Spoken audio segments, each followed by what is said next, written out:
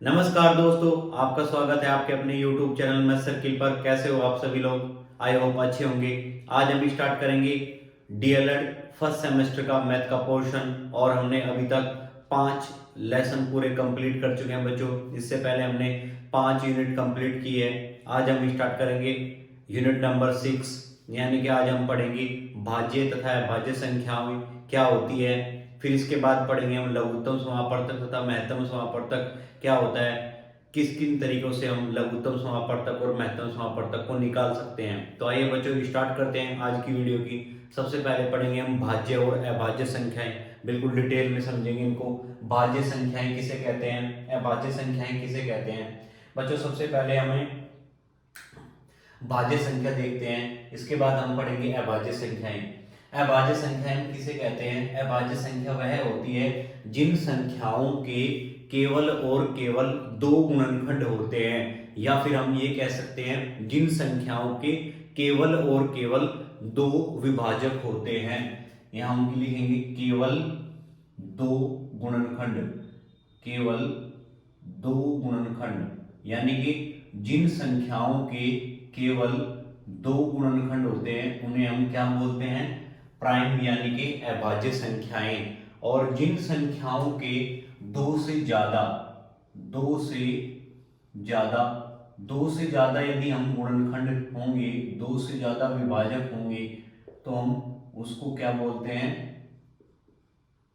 दो से ज्यादा विभाजक या दो से ज्यादा गुणनखंड होंगे तो उसको हम बोलते हैं भाज्य संख्याएं। यानी कि वे संख्याएं जिनके केवल और केवल दो फैक्टर होते हैं, दो विभाजक या दो गुणनखंड होते हैं, उन्हें हम अभाज्य संख्याएं कहते हैं। और जिन संख्याओं के दो से ज्यादा फैक्टर होते हैं, दो से ज्यादा विभाजक होते हैं, उन्हें हम कहेंगे भाज्य संख्याएं। तो एक एग्जाम्पल से हम इनको समझते हैं। जैसे हमने लिखा बच्चों 3 और एक हमने लिखा 10। सबसे पहले हम इसके विभाजक ज्ञात करेंगे। 3 के विभाजक होंगे 1 और 3। 2 के विभाजक होंगे 10 के विभाजक होंगे 1, 2 और 5 और 10। यानी कि हम यहाँ क्या देखते हैं? 3 के केवल और केवल दो विभाजक है, 1 और 3। तो हम कह सकते हैं 3 एक क्या है? प्राइम नंबर है, यानी कि अभाज्य संख्या है। अब हम यहाँ देखते हैं 10। 10 के कितने गुणनखंड है या विभाजक है? 10 1 से डिवाइड हो रहा है, 2 से डिवाइड हो रहा है, 5 से डिवाइड हो रहा है और 10 से डिवाइड हो रहा है। हम देखते हैं यहाँ पर इसके गुणनखंड या विभाजक कितने हैं? 4। तो ये दो से ज्यादा विभाजक होने पर हम क्या कह सकते हैं? ये एक अभाज्य संख्या है। इसको हम क्या बोलेंगे? सॉरी, भाज्य संख्या है। ये क्या है? भाज्य संख्या है। तो दो से ज्यादा यदि किसी संख्या के गुणनखंड होंगे तो उसको हम क्या कहेंगे? भाज्य संख्याएं। और केवल दो गुणनखंड होने पर उसे हम क्या कहेंगे? अभाज्य संख्या, यानी कि प्राइम नंबर। अब हम दूसरी डेफिनेशन भी देख लेते हैं।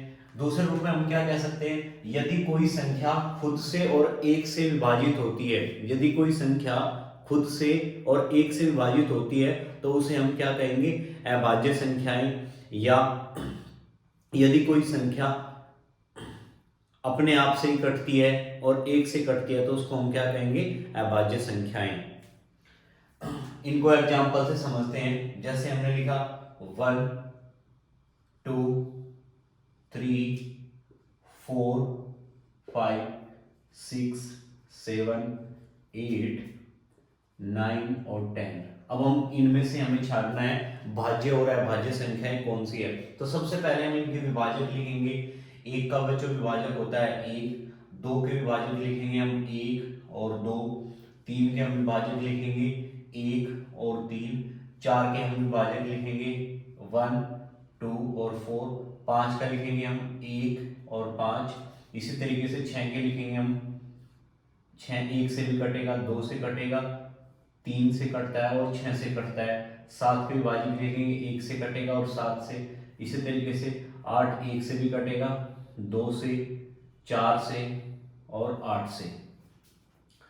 9 को लिखते हैं हम, 9 1 से कटेगा, 3 से कटेगा और 9 से कटेगा। अब हम 10 के लिख लेते हैं, 1 से कटेगा, 2 से, 5 से और 10 से।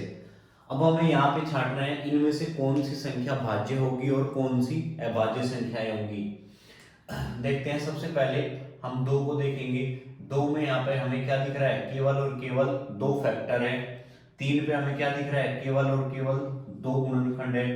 चार पे हमें क्या दिख रहा है, तीन गुणनखंड है, इसको छोड़ देंगे। पांच पे हमें क्या दिख रहा है, केवल और केवल दो गुणनखंड है। सात पे हमें क्या दिख रहा है, केवल और केवल दो फैक्टर है। तो हम देखते हैं, दो, तीन, पांच और सात क्या है, अभाज्य संख्याएं हैं। केवल दो गुणनखंड होने पर हम उन संख्या को क्या कहते हैं, अभाज्य संख्याएं। अब इसके विपरीत यहाँ पे कितने गुणनखंड है, तीन, यानी कि दो से ज्यादा अगर गुणनखंड होंगे तो उनके हम क्या कहेंगे, भाज्य संख्याएं। तो 4, 6, 8, 9, 10 ये सभी संख्याएं क्या है, भाज्य संख्याएं। अब हम देखते हैं एक को, एक भाज्य संख्या है या अभाज्य संख्या है। तो हमने एक का भी गुणनखंड क्या लिखा, एक। सबसे पहले हम यहाँ पे पढ़ेंगे, केवल दो गुणनखंड होने पर क्या बोलते हैं हम, अभाज्य संख्याएं। दो से ज्यादा विभाजक या गुणनखंड होने पर क्या बोलते हैं हम इसको, भाज्य संख्या। लेकिन एक का गुणनखंड सिर्फ एक होता है, तो हम एक ना तो भाज्य की कैटेगरी में रख सकते, ना ही अभाज्य की कैटेगरी में रख सकते। तो एक क्या होता है, एक को हम क्या कहेंगे, न तो भाज्य, न तो भाज्य, न ही अभाज्य। तो एक ऐसी संख्या होती है जो ना तो भाज्य होती है और ना ही अभाज्य। तो इस तरीके से हम कह सकते हैं कि सबसे छोटी जो अभाज्य संख्या होती है वो क्या होती है, दो।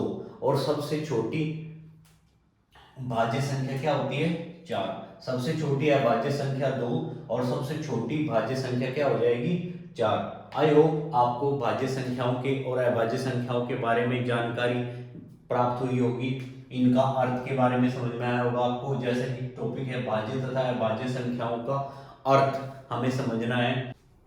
अब हम देख लेते हैं, क्वेश्चन बन सकता है 1 से 100 तक के बीच में कितनी अभाज्य संख्याएं होती है और 1 से 25 तक की संख्याओं में कितनी अभाज्य संख्याएं होती है।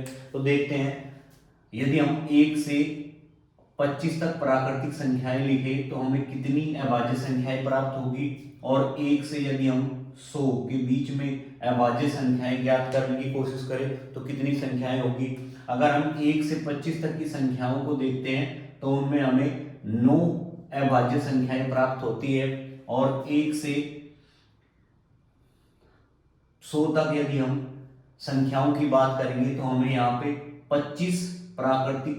25 अभाज्य संख्याएं प्राप्त होती है। ये इंपॉर्टेंट क्वेश्चन है आपके एग्जाम के लिए बच्चों, ये पूछा जा सकता है। आई होप आपको भाज्य और अभाज्य संख्याओं में कंप्लीट जानकारी हो गई होगी।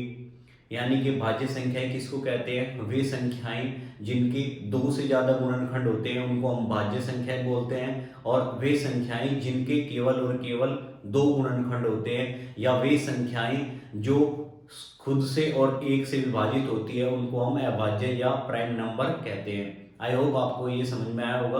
अब हम लघुत्तम समापवर्तक तथा महत्तम समापवर्तक के बारे में पढ़ेंगे। आइए अब पढ़ते हैं लघुत्तम समापवर्तक और महत्तम समापवर्तक क्या होता है। अभी तक हमने भाज्य और अभाज्य संख्याओं के बारे में पढ़ा, अब हम पढ़ेंगे लघुत्तम समापवर्तक तथा महत्तम समापवर्तक क्या होते हैं। लघुत्तम समापवर्तक और महत्तम समापवर्तक की जानकारी से पहले हमें चार टर्म याद होनी चाहिए, चार टर्म के बारे में जानकारी होनी चाहिए। वो चार टर्म क्या क्या हो सकती है, क्या क्या होनी चाहिए। अपवर्तक के बारे में हमें पता होना चाहिए, क्या होता है अपवर्तक यानी कि विभाजक। अपवृत्य क्या होता है यानी कि गुणज। समापवर्तक क्या होता है और समापवृत्य क्या होता है। यदि आपको इनके बारे में डिटेल में जानकारी चाहिए तो हमने लेक्चर नंबर 5 जो इससे पहला लेक्चर अपलोड किया है उसके बारे में हमने डिटेल में जानकारी दी है कि अपवर्तक, अपवर्त्य, समापवर्त्य और समापवृत्य क्या होता है। इसके बारे में हमने डिटेल में जानकारी दी है, तो आप उस वीडियो को जरूर देखें। लिंक इसका डिस्क्रिप्शन बॉक्स में दिया गया है, तो उस वीडियो को आप जरूर देखें। तो आज मैं इसके बारे में थोड़ा सा रिकैप कर देता हूं। अपवर्तक क्या होते हैं, कोई संख्या जिन जिन संख्याओं से विभाजित हो जाती है तो उस संख्याओं को उस संख्या का क्या बोलते हैं हम, विभाजक या अपवर्तक। एग्जाम्पल के थ्रू जैसे हमने लिखा 5 के विभाजक क्या होंगे, जैसे 5 1 से कट जाता है और 5 से, तो 1 और 5 इस 5 के क्या हो जाएंगे, विभाजक या अपवर्तक। एक और एग्जांपल जैसे हमने लिखा 9, 9 किससे कटेगा, 9 1 से कटेगा, 3 से कटेगा और 9 से कटेगा। तो 9 के जो विभाजक होंगे या अपवर्तक होंगे 1, 3 और 9 होंगे। अब हम पढ़ लेते हैं गुणज या अपवर्त्य क्या होते हैं। किसी भी संख्या के यदि हमें अपवर्त्य या गुणज निकालने हैं तो उस संख्या को हम प्राकृतिक संख्या से गुणा कर देते हैं। जैसे हमें 4 के गुणज निकालने हैं तो 4 के गुणज 4, 8, 12, 16 इस तरीके से हम 4 के गुणज निकाल सकते हैं, यानी कि प्राकृतिक संख्याओं से हम गुणा कर देते हैं। अब हम पढ़ते हैं समापवर्तक और समापवर्त्य क्या होते हैं। यानी कि समापवर्तक का मतलब क्या होता है, समान अपवर्तक, समान प्लस अपवर्तक, समान होने चाहिए अपवर्तक। जैसे हमने एक एग्जांपल लिया 6 और 9, हमने इनके अपवर्तक निकाले। 6 के अपवर्तक क्या हो जाएंगे, 1, 2, 3 और 6। 9 के लिखते हैं हम, 9 1 से कटेगा, 3 से कटेगा और 9 से कटेगा। अगर हमें इनके समान अपवर्तक ढूंढने हो तो समान क्या हो जाएंगे, 1 और 3। तो इनको हम क्या बोलेंगे, 1 और 3, 6 और 9 के क्या है, समापवर्तक है, यानी कि समान अपवर्तक है। अब हम पढ़ लेते हैं समापवर्तक क्या होते हैं। 6 और 9 के हम देखते हैं क्या, तो सबसे पहले हम इनके अपवर्त्य लिखते हैं। 6 के अपवर्त्य क्या हो जाएंगे, 6, यानी कि प्राकृतिक संख्याओं से गुणा कर देते हैं। 24, 30, 36 और 9 के हम लिख लेते हैं 9, 18, 27, 36। अब हम देख लेते हैं जो कॉमन अपवर्त्य क्या है, 18 और 36 हमें दिख रहे हैं, ये कॉमन अपवर्त्य है। तो हम इसके अपवर्तक समापवर्त्य क्या क्या हो जाएंगे, 18 और 36। तो आई होप आपको अपवर्तक, अपवर्त्य, समापवर्तक और समापवर्त्य के बारे में जानकारी हो गई होगी। अब हम पढ़ेंगे बिल्कुल डिटेल में, डेफिनेशन के थ्रू मैं आपको समझाऊंगा। अभी तक आपने लघुत्तम समापवर्तक और महत्तम समापवर्तक को रटा होगा, आज मैं इसकी डेफिनेशन से समझाने की कोशिश करूंगा बच्चों, लघुत्तम समापवर्तक और महत्तम समापवर्तक क्या होते हैं। तो आइए अब देखते हैं हम लघुत्तम समापवर्तक और महत्तम समापवर्तक क्या होते हैं। तो मैं एग्जाम्पल के थ्रू समझाने की कोशिश करूंगा। हमें जैसे 6, 12 और 15 इनका हमें लघुत्तम समापवर्तक और महत्तम समापवर्तक निकालना है। तो सबसे पहले हम लघुत्तम समापवर्तक देखेंगे कैसे निकालेंगे। हमने लिखा 6, 12 और 15, तो सबसे पहले हम समापवर्तक ढूंढते हैं। महत्तम समापवर्तक ज्ञात करेंगे। सबसे पहले 6 के समापवर्तक लिखेंगे हम। 6 के अपवर्तक क्या होंगे, 1, 2, 3 और 6। इसी तरीके से हम 12 के अपवर्तक लिखेंगे, 1, 2, 3, 4, 6 और 12। इसी तरीके से हम 15 के अपवर्तक लिखेंगे, 1, 3, 5, 15। तो हमने अभी तक 6, 12 और 15 के अपवर्तक लिखे।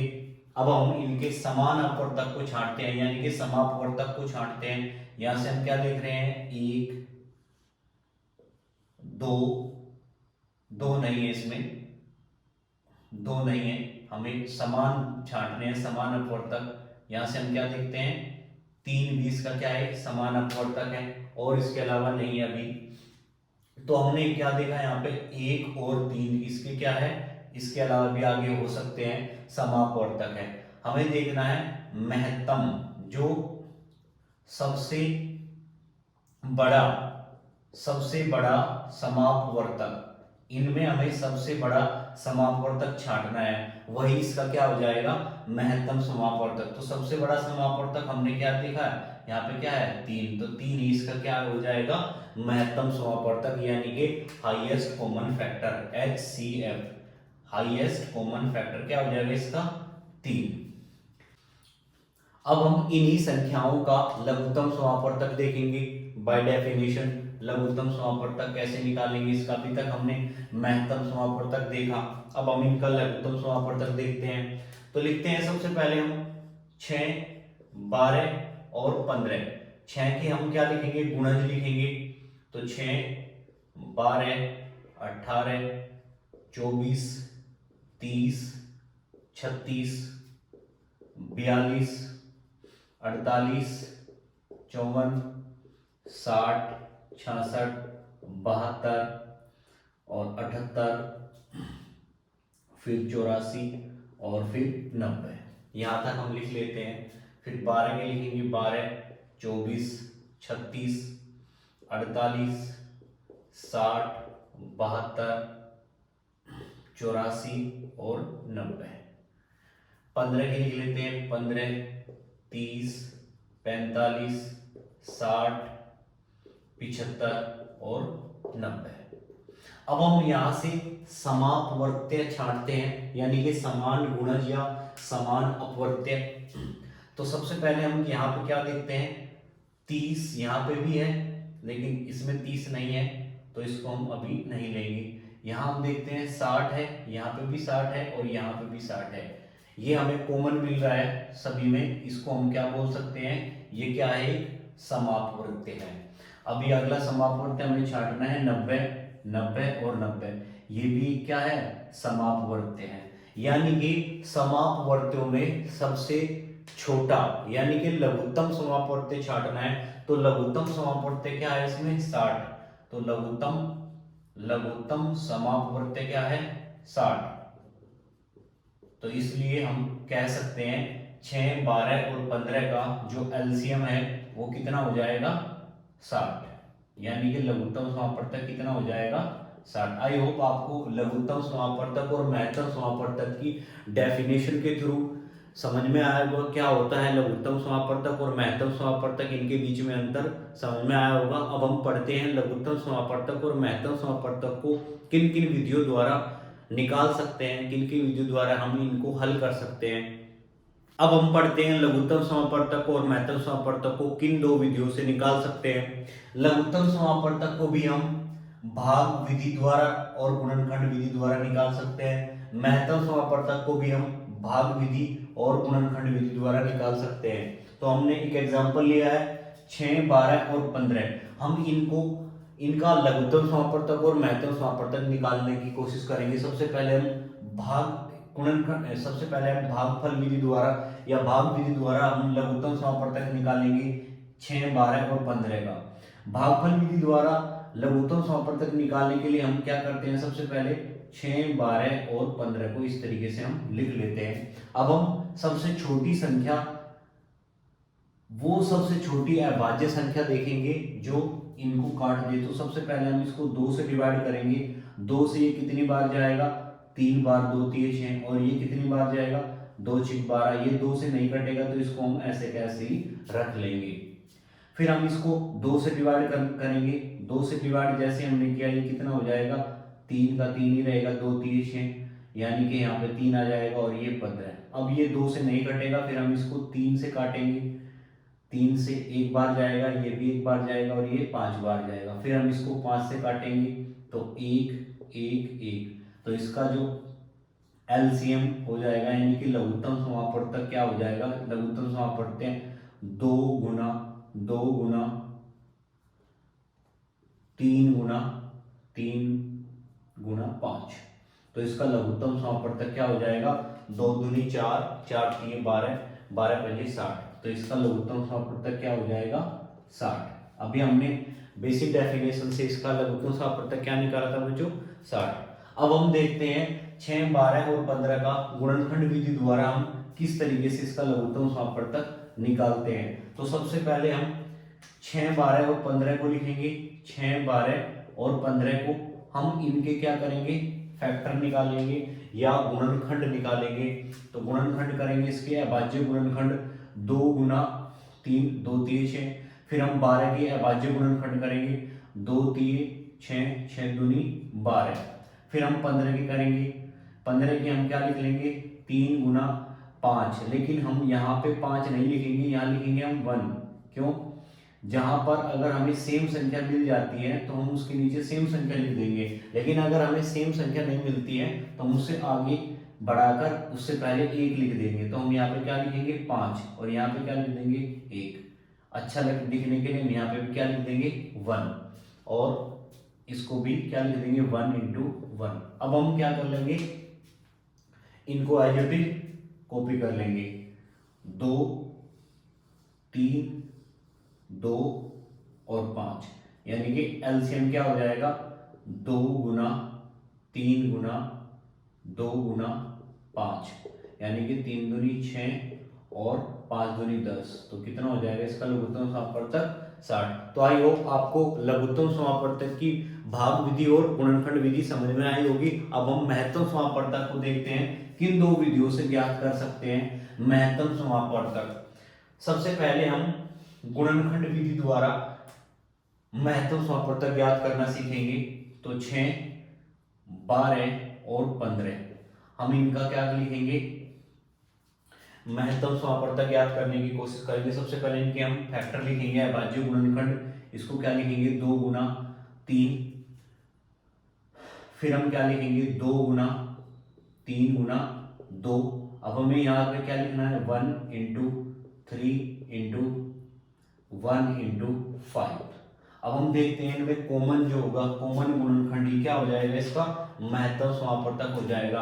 हम यहाँ पे क्या देखते हैं कॉमन गुणनखंड कितना है 3, तो इसका में से कितना हो जाएगा यानी कि HCF हाईएस्ट कॉमन फैक्टर कितना हो जाएगा 3, तो इसका महत्तम समापवर्तक कितना हो जाएगा 3। अब हम पढ़ते हैं भाग विधि द्वारा इनका महत्तम समापवर्तक कैसे निकालते हैं। तो भाग विधि द्वारा सबसे पहले हम क्या करेंगे, सबसे दो छोटी संख्या देखते हैं। दो छोटी संख्या क्या है 6 और 12।